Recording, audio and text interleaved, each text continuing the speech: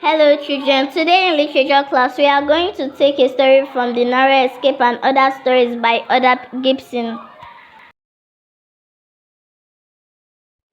In a small clearing of the woods not far distant, he found two men armed with long knives attacking a youth of about 16 years of age. The last attendant, badly wounded, lay propped against a nearby tree. At once the mob dashed to the lad's rescue and with lightning thrust struck down the two robbers. With outstretched hands, the young man ran to his rescuer. "I do not know you, sir," he cried, "but you must be a brave man. You have saved my life tonight. I shall never forget the way in which you tackled those two ruffians. Come with us to my father's house so that he may express his thanks to you. Please do. I know he will feel honored to shake hands with the man who saved his son's life. Let us hurry, for it is late, and my father will be most anxious for my safety."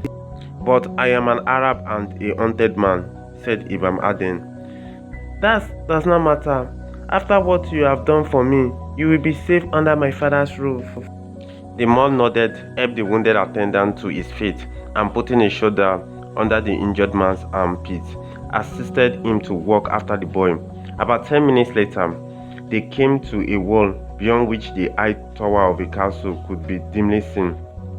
Arriving at a gate, the young man blew 3 quick blasts of his horn. In a matter of moments, the gate was opened and the three entered. "You are very late, my son," said a grave voice as they entered the hall. "I hope you have not been in danger." "Father," cried the boy, "we have been in great danger. We are attacked by two robbers, and had not this gentleman rushed to our help, we should both have been killed.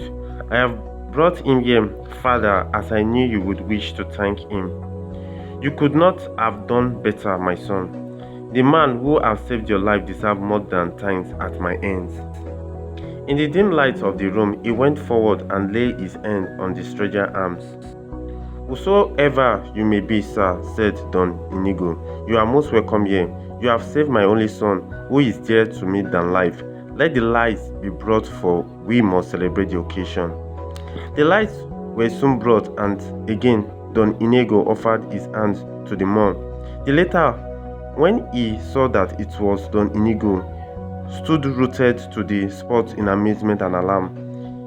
Here was the end of all his hopes, of all his dreams, even of life itself. At this same moment, Don Inigo discovered that the visitor was his most deadly enemy. Both voices spoke. "Don Inigo."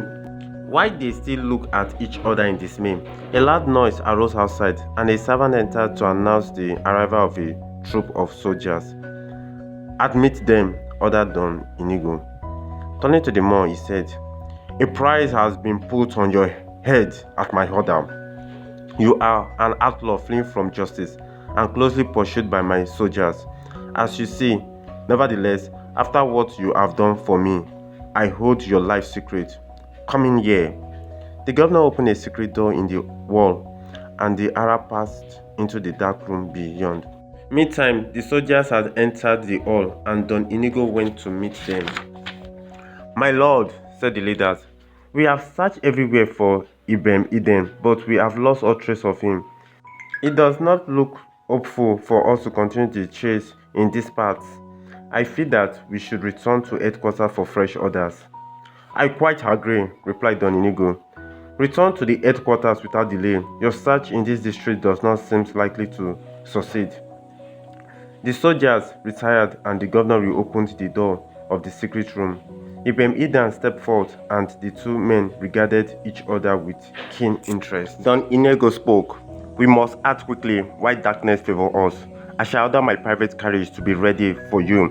It will take you to the port of Houval, whence you will find it an easy matter to reach your own country by boat. You have nothing to fear, as your life will be safe in my hands."